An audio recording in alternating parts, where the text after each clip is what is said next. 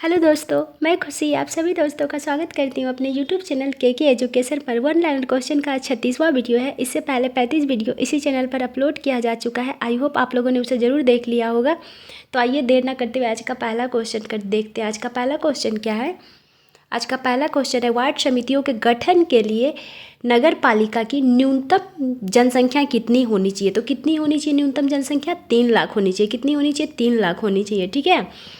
74वां संविधान संशोधन 1992 के तहत संविधान में एक नया भाग 9 का क्लोज ए जोड़ा गया और इसमें अनुच्छेद 243 पी से अनुच्छेद 243 जेड जी में नगर पालिका संबंधित प्रावधान को दिया गया। किसमें?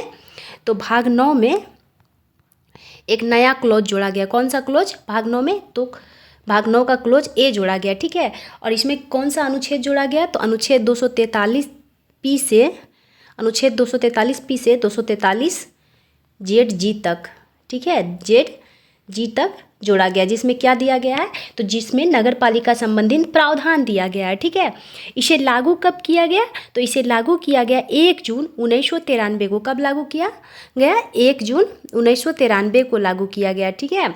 अगर आपसे पूछा जाएगा कि इसमें कितने विषयों की चर्चा की गई है, तो इसमें 18 विषयों की चर्चा की गई है। कुल कितने विषय की? 18 विषय की चर्चा की गई है। ठीक है।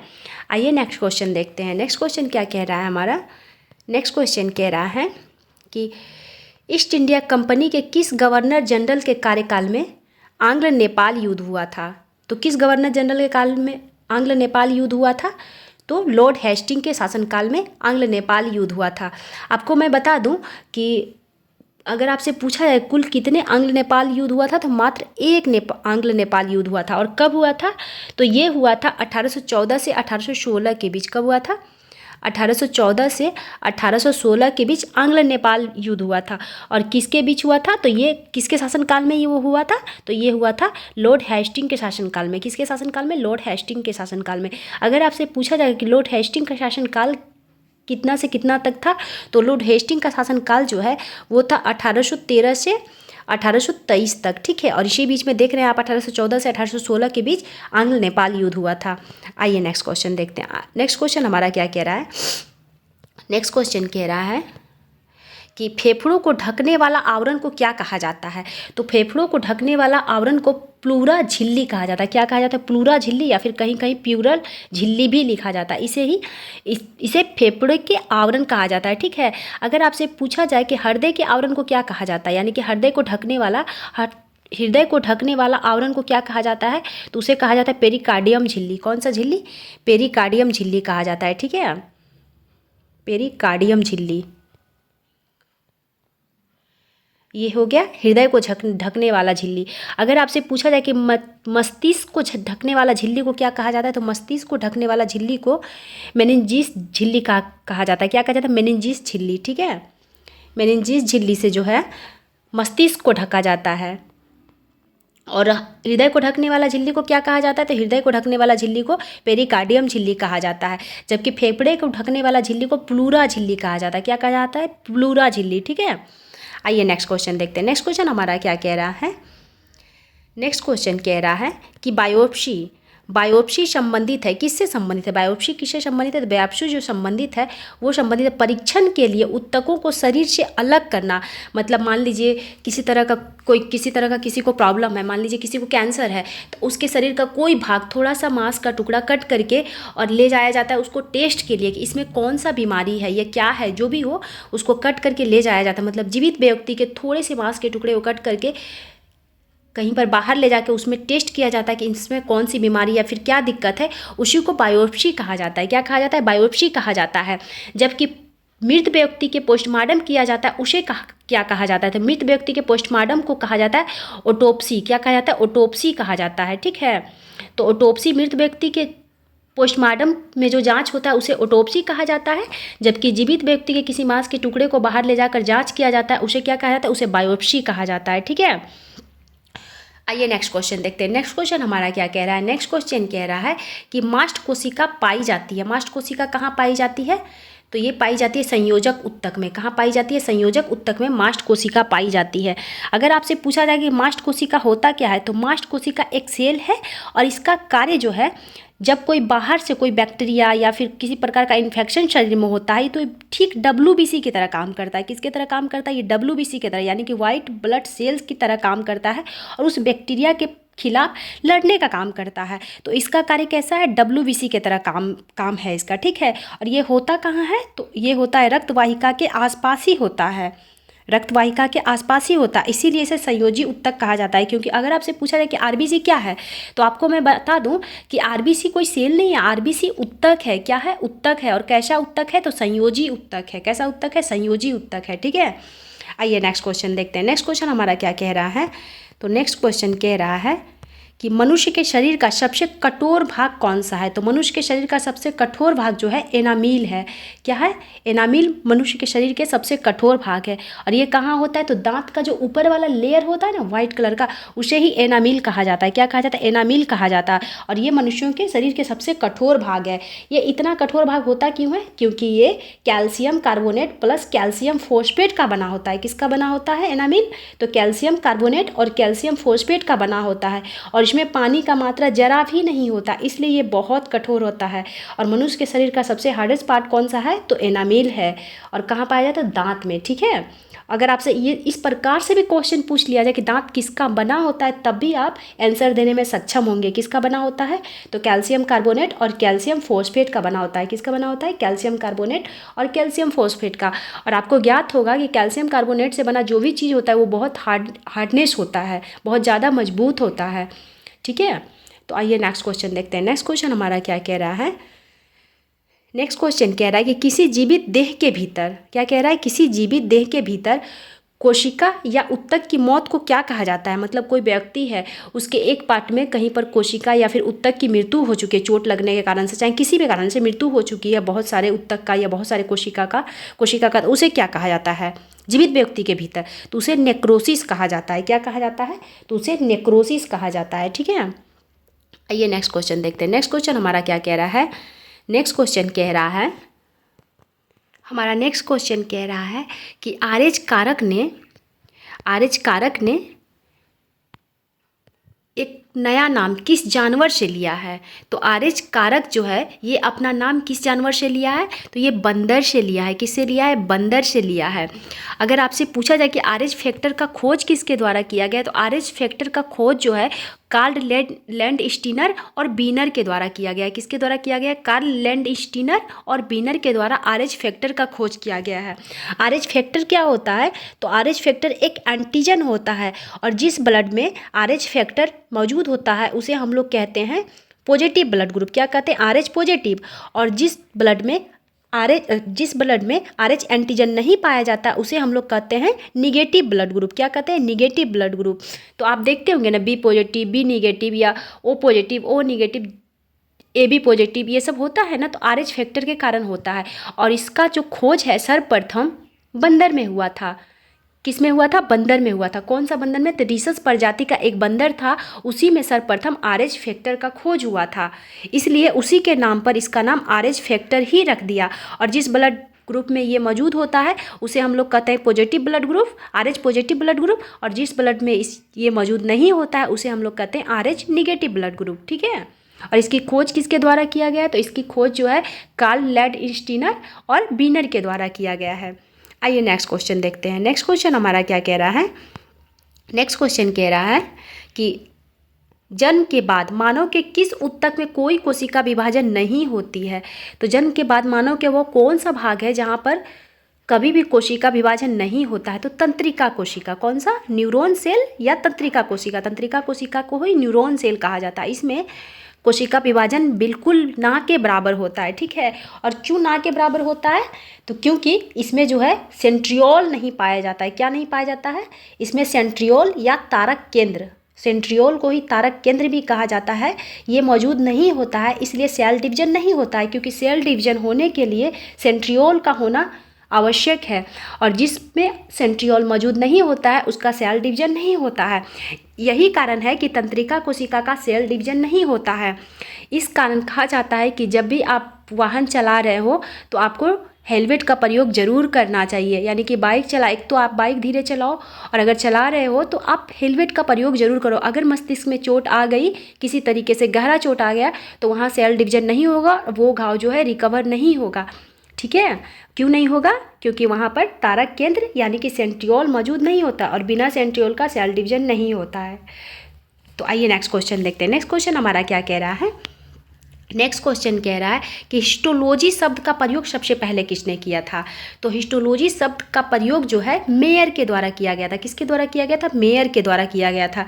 अगर वहीं आपसे पूछ लिया जाए कि ऊतक का खोज, सबसे पहले ऊतक का खोज किसके द्वारा किया गया था? तो सबसे पहले ऊतक का खोज जो है वो किया गया था किसके द्वारा? तो बिचेट के द्वारा किया गया था। किसके द्वारा किया गया था? बिचेट के द्वारा। मैं लिख दे रही हूँ, आप लोग नोट डाउन कर लीजिएगा। किसके द्वारा किया गया था?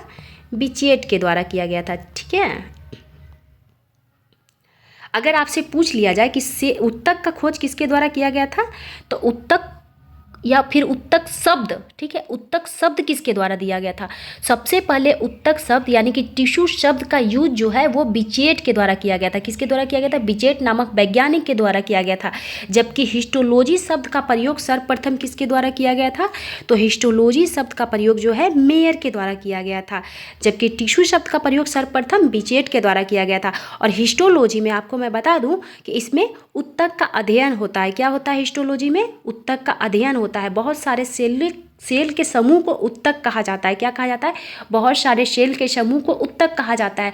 और जब ऊतक बहुत सारे मिलते हैं तो किसी अंग का निर्माण करते हैं, और जब बहुत सारे अंग मिलते हैं तो एक बॉडी का निर्माण होता है। ठीक है, आइए नेक्स्ट क्वेश्चन देखते हैं। अगर आपसे ये भी पूछ सकता है कि शरीर का सबसे छोटा यूनिट कौन सा है, तो सेल है। क्या है? सेल है, क्योंकि बहुत सारे सेलों के समूह को ऊतक कहा जाता है। बहुत सारे ऊतक के समूह मिलकर एक अंग का निर्माण करते हैं, और जब बहुत सारे अंग मिलते हैं तो एक बॉडी का निर्माण करते हैं। ठीक है, आइए नेक्स्ट क्वेश्चन हमारा क्या कह रहा है? नेक्स्ट क्वेश्चन कह रहा है कि किस प्रकार के ऊतक शरीर की सुरक्षा कवच का कार्य करता है? तो किस प्रकार के ऊतक शरीर की सुरक्षा कवच का कार्य करता है? एपिथेलियम ऊतक। कौन सा ऊतक? एपिथेलियम ऊतक। ठीक है, एपिथेलियम ऊतक अवशोषण का भी कार्य करता है। क्या करता है? अवशोषण का भी कार्य करता है, और श्रावण का भी कार्य करता है एपिथेलियम ऊतक। अगर आप किसी तरह का क्रीम व्रीम लगाते थे, किस में अवशोषण होता है? एपिथेलियम ऊतक में ही। किस में? एपिथेलियम ऊतक में ही होता है। ठीक है, आइए नेक्स्ट क्वेश्चन देखते हैं। नेक्स्ट क्वेश्चन हमारा क्या कह रहा है? नेक्स्ट क्वेश्चन कह रहा है कि कौन सा जंतु ऊतक हार्मोन ऊष्मा परिसंचरण करता है तथा जल का समन्वय बनाता है? तो कौन सा है? रुधिर है। कौन सा है? रुधिर है।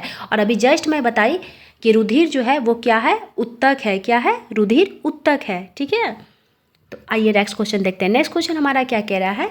नेक्स्ट क्वेश्चन कह रहा है कि ऋग्वैदिक काल में ब्राह्मणों के प्रमुख देवता कौन थे? तो ऋग्वैदिक काल में ब्राह्मणों के प्रमुख देवता थे इंद्र। कौन थे? इंद्र थे प्रमुख देवता ब्राह्मणों के। किस काल में? ऋग्वैदिक काल में। और इंद्र को ही क्या कहा जाता था? इंद्र को ही पुरंदर के नाम से भी जाना जाता था। किस नाम से जाना जाता था इंद्र को? तो इंद्र को पुरंदर के नाम से भी जाना जाता था। क्यों जाना जाता था? पुरंदर का मतलब क्या होता है? तो पुरंदर का मतलब किला तोड़ने वाला होता है। क्या होता है? किला तोड़ने वाला। और इंद्र को भी युद्ध का देवता भी कहा जाता है। क्या कहा जाता है? इंद्र को युद्ध का देवता भी कहा जाता है। और पुरंदर के नाम से किसे जाना जाता है? तो इंद्र को ही जाना जाता है। पुरंदर का मतलब क्या हुआ? तो पुरंदर का मतलब हुआ किला तोड़ने वाला। क्या हुआ? किला तोड़ने वाला। अगर आपसे पूछा जाए कि ऋग्वेद में इंद्र की चर्चा कितनी बार हुई है, तो ऋग्वेद में इंद्र की चर्चा जो है 250 बार हुई है। कितनी बार हुई है? 250 बार इंद्र की चर्चा ऋग्वेद में हुई है। अगर वहीं आपसे पूछ लिया जाए कि ऋग्वेद में अग्नि के प्रकाश का देवता किसे कहा जाता है, तो अग्नि को जो है प्रकाश का देवता कहा जाता है। क्या कहा जाता है अग्नि को? अग्नि को प्रकाश का देवता कहा जाता है। अगर आपसे पूछ लिया जाए कि जंगल का देवता किसे कहा जाता है, तो जंगल का देवता सोम को कहा जाता है। जैसे कि युद्ध का देवता इंद्र को कहा जाता है, प्रकाश का देवता अग्नि को कहा जाता है, सेम वैसे ही जंगल का देवता सोम को कहा जाता है। किसे कहा जाता है? सोम को कहा जाता है।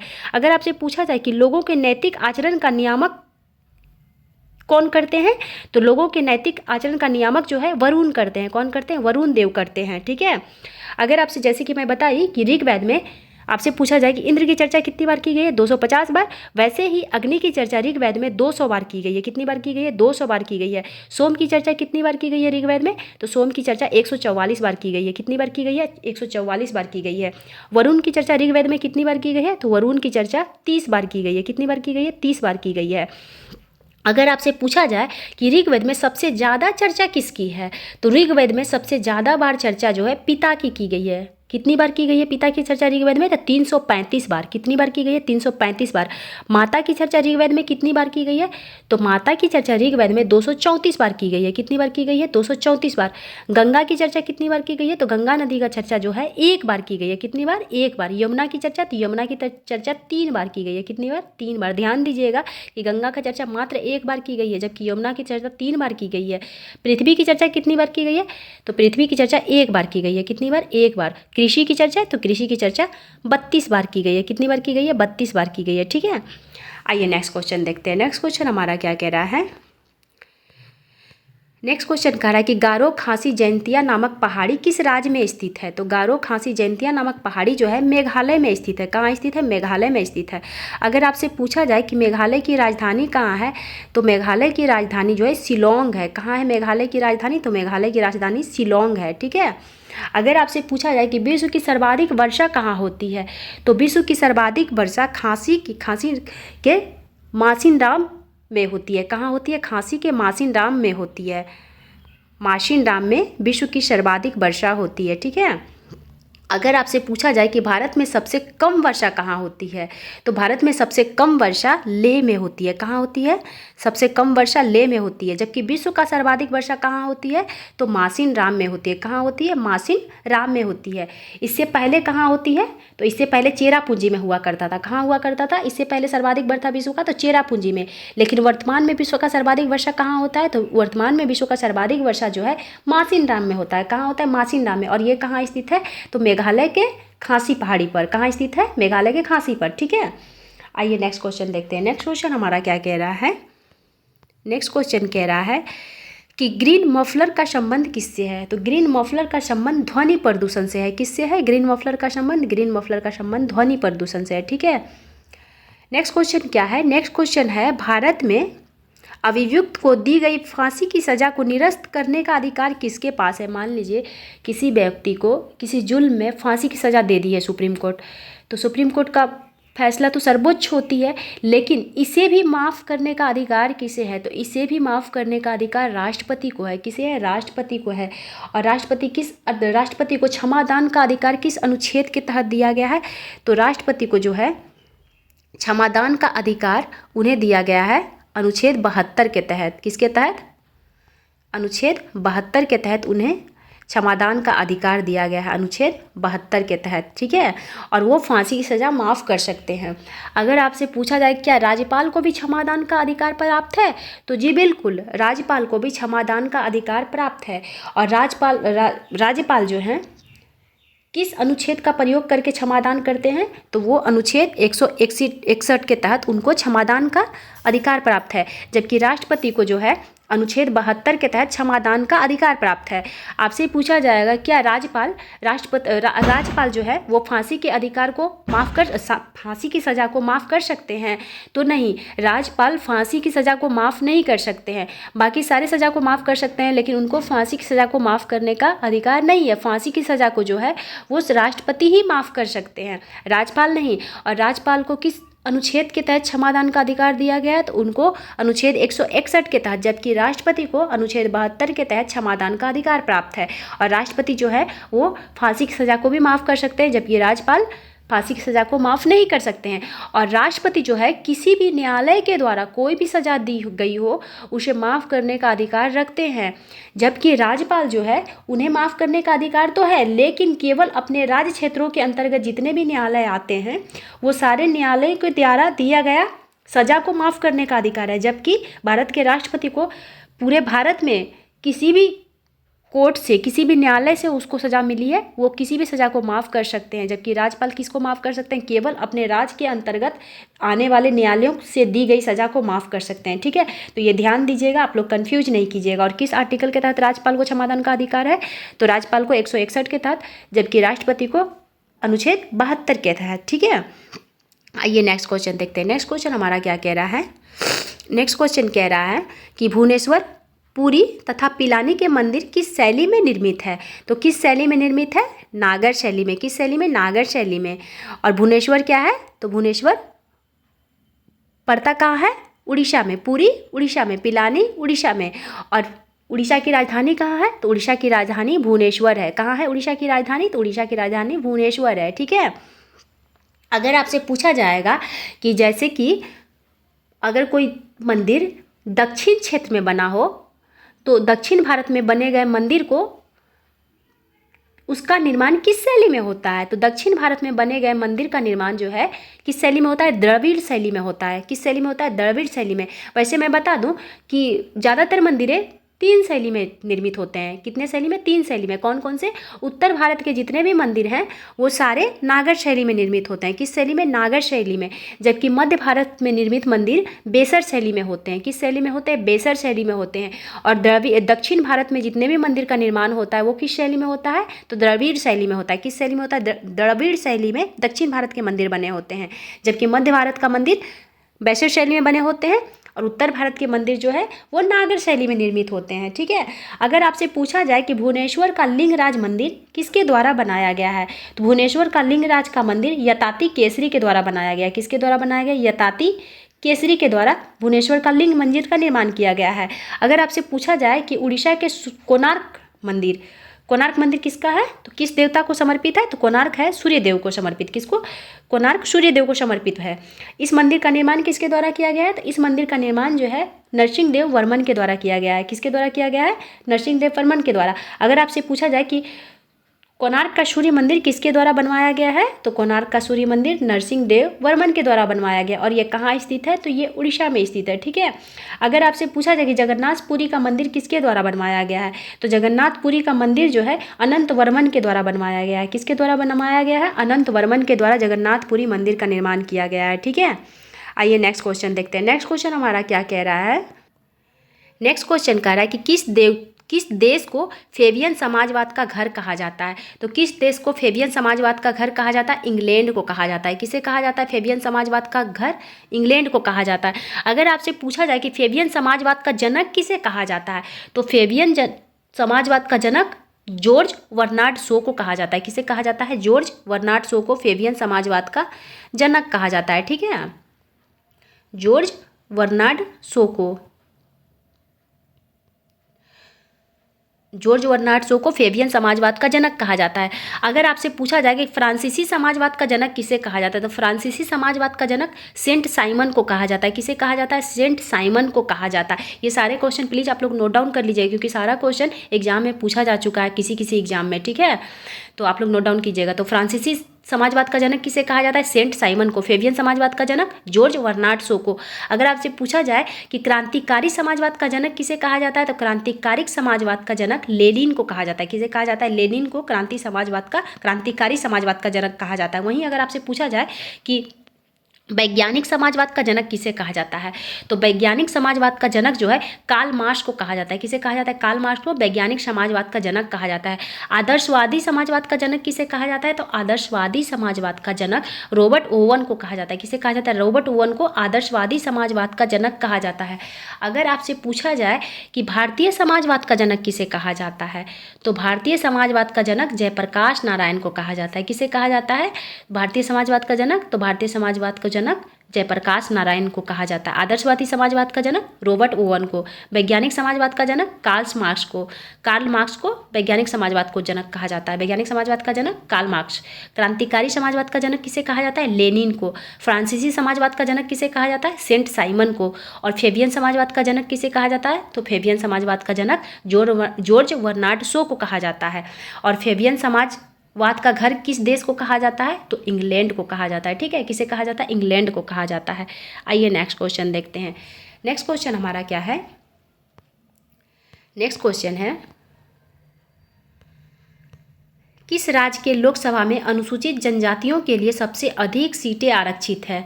तो किस राज्य के लोकसभा में अनुसूचित जनजातियों के लिए सबसे अधिक सीटें हैं? ये है मध्य प्रदेश में। कहाँ है? मध्य प्रदेश में। अगर वहीं आपसे पूछा जाए कि किस राज्य के लोकसभा में अनुसूचित जातियों की संख्या सर्वाधिक है, सीटें सर्वाधिक आरक्षित है, अनुसूचित जातियों के लिए सीटें आरक्षित है, तो उसका आंसर हो जाएगा उत्तर प्रदेश। क्या हो जाएगा? उत्तर प्रदेश। अगर आपसे ऐसे भी पूछ लिया जाए ना कि अनुसूचित जनजातियों की संख्या सर्वाधिक किस राज्य में है, तो अनुसूचित जनजातियों की संख्या सर्वाधिक मध्य प्रदेश में ही है। ठीक है, अगर जनसंख्या वाइज भी पूछ लिया जाए तो मध्य प्रदेश ही हो जाए, क्योंकि मध्य प्रदेश में अनुसूचित जनजातियों की संख्या सर्वाधिक है। अगर वहीं आपसे पूछ लिया जाए कि अनुसूचित जनजाति की संख्या सर्वाधिक मध्य प्रदेश में है, लेकिन अगर आपसे पूछ लिया जाए कि अनुसूचित जाति की संख्या सर्वाधिक कहाँ है, तो अनुसूचित जाति यानी कि SC, अनुसूचित जनजाति यानी कि SC, और अनुसूचित जनजाति यानी कि ST। ठीक है, सर्वाधिक जनसंख्या ST का मध्य प्रदेश में है, जबकि SC का सर्वाधिक जनसंख्या कहाँ है, तो उत्तर प्रदेश में है। ठीक है, नेक्स्ट क्वेश्चन हमारा क्या कह रहा है? नेक्स्ट क्वेश्चन कह रहा है विश्व का सबसे बड़ा द्वीप कौन सा है? तो विश्व का सबसे बड़ा द्वीप ग्रीनलैंड है। कौन सा द्वीप है? ग्रीनलैंड है। अगर आपसे पूछ लिया जाए कि विश्व का दूसरा सर्वाधिक बड़ा द्वीप कौन सा है, तो विश्व का दूसरा सर्वाधिक बड़ा द्वीप पापुआ न्यू गिनी है। कौन सा है? Papua New Guinea.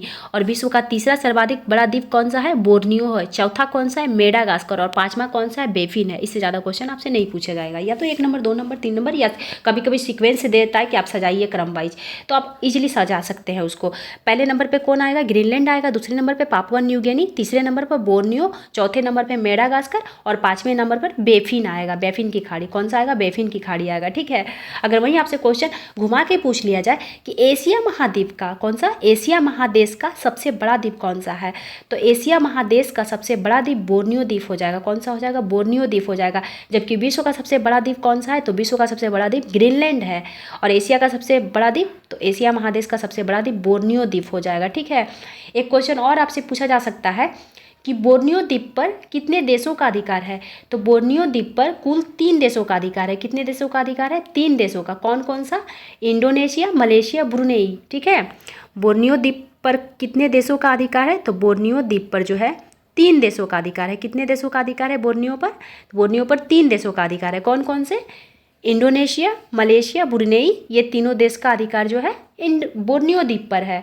और बोर्नियो द्वीप एशिया महाद्वीप का सबसे बड़ा द्वीप है। जबकि अगर विश्व में इसका क्रम देखा जाए तो विश्व में ये तीसरे क्रम पे आ जाता है। किस नंबर पर? तीसरे नंबर पर विश्व में आता है, क्योंकि पहले नंबर पर ग्रीनलैंड, दूसरे नंबर पर पापुआ न्यू गिनी, और तीसरे नंबर पर बोर्नियो आएगा। जबकि एशिया महादेश का सबसे बड़ा द्वीप बोर्नियो हो जाएगा। ठीक है, एक क्वेश्चन और आपसे पूछा जा सकता है, इवन एग्जाम में पूछा भी जा चुका है कि सबसे बड़ा द्वीपीय देश कौन सा है, तो सबसे बड़ा द्वीपीय देश कौन सा है? सबसे बड़ा द्वीपीय देशों का समूह कौन सा है, तो इंडोनेशिया। इंडोनेशिया देश में सबसे ज़्यादा द्वीप है। सबसे ज़्यादा द्वीप कहाँ है, तो इंडोनेशिया में है। तो आपसे क्वेश्चन इस प्रकार का भी पूछा जा सकता है कि सबसे बड़ा द्वीपीय समूह वाला देश कौन सा है, तो सबसे बड़ा द्वीपीय समूह वाला देश इंडोनेशिया है। कौन सा है? इंडोनेशिया है। एक क्वेश्चन और पूछा जा सकता है आपसे कि जैसे कि विश्व का सबसे बड़ा द्वीप ग्रीनलैंड हो गया, वैसे ही अगर आपसे पूछा जाएगा कि विश्व का सबसे बड़ा नदी द्वीप कौन सा है, तो विश्व का सबसे बड़ा नदी द्वीप माजुली द्वीप हो जाएगा। कौन सा हो जाएगा? माजुली द्वीप जो है विश्व का सबसे बड़ा नदी द्वीप है। किसके द्वारा बनाया गया है, तो ये ब्रह्मपुत्रा नदी के द्वारा बनाया गया है। किसके द्वारा बनाया गया है माजुली द्वीप? ब्रह्मपुत्रा नदी के द्वारा। और कहाँ स्थित है विश्व का सबसे बड़ा नदी द्वीप, तो असम में स्थित है। कहाँ स्थित है? असम में स्थित है। ठीक वैसे ही आपसे पूछा जा सकता है कि विश्व का सबसे छोटा नदी द्वीप कहाँ स्थित है, तो विश्व का सबसे छोटा नदी द्वीप भी असम में ही स्थित है, और इसका निर्माण भी ब्रह्मपुत्रा नदी के द्वारा ही किया गया है। और क्या नाम है विश्व का सबसे छोटा नदी द्वीप का, तो उमानंद नाम है। क्या नाम है? उमानंद नाम है। और विश्व का सबसे बड़ा नदी द्वीप का नाम क्या है, तो क्या नाम है? माजुली। क्या नाम है? माजुली द्वीप। और दोनों का निर्माण ब्रह्मपुत्रा नदी के द्वारा किया गया है। और कहाँ स्थित है? असम में स्थित है। ठीक है, आपको एक और क्वेश्चन में बता दूं कि आपसे पूछा जा सकता है कि ब्रह्मपुत्रा नदी को बांग्लादेश में किस नाम से जाना जाता है, तो ब्रह्मपुत्रा नदी को बांग्लादेश में जमुना के नाम से जाना जाता है। किस नाम से जाना जाता है? जमुना के नाम से जाना जाता है। अगर वहीं आपसे पूछ लिया जाए कि गंगा को बांग्लादेश में किस नाम से जाना जाता है, तो गंगा को मेघना के नाम से जाना जाता है। किसके नाम से? पद्मा के नाम से जाना जाता है। किसके नाम से जाना जाता है? जैसे कि ब्रह्मपुत्रा नदी को बांग्लादेश में जमुना के नाम से जाना जाता है, ठीक वैसे ही गंगा नदी को बांग्लादेश में पद्मा के नाम से जाना जाता है। किसके नाम से? पद्मा के नाम से जाना जाता है।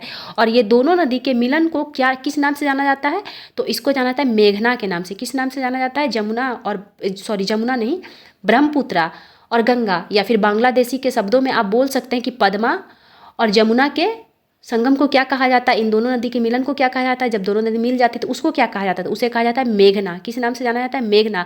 जबकि पार्टिकुलर अलग अलग देशों नदियों की बात की जाए, जैसे कि ब्रह्मपुत्रा को किस नाम से जाना जाता है, जमुना, और गंगा को किस नाम से जाना जाता है, तो पद्मा के नाम से जाना जाता है। कहाँ जाना जाता है, बांग्लादेश में, ठीक है।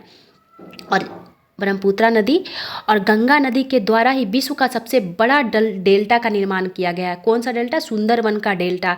विश्व का सबसे बड़ा डेल्टा अगर आपसे पूछा जाए तो सुंदरवन का डेल्टा है। और किन नदियों के द्वारा निर्माण किया गया है, तो ब्रह्मपुत्रा और गंगा नदी के द्वारा ही विश्व का सबसे बड़ा डेल्टा का निर्माण भी किया गया है, जिसे सुंदरवन डेल्टा के नाम से जाना जाता है, ठीक है। तो आज का क्वेश्चन यहीं ख़त्म होता है। आई होप आज का वीडियो भी आप लोगों को बहुत पसंद आएगा, और एग्जाम के पॉइंट ऑफ व्यू से सारे ही क्वेश्चन बहुत इंपॉर्टेंट थे। प्लीज़ आप लोग इसे नोट डाउन कर लीजिएगा और रिविजन करते रहिएगा, ठीक है। तो मिलते हैं अगले वीडियो में। Thank you so much.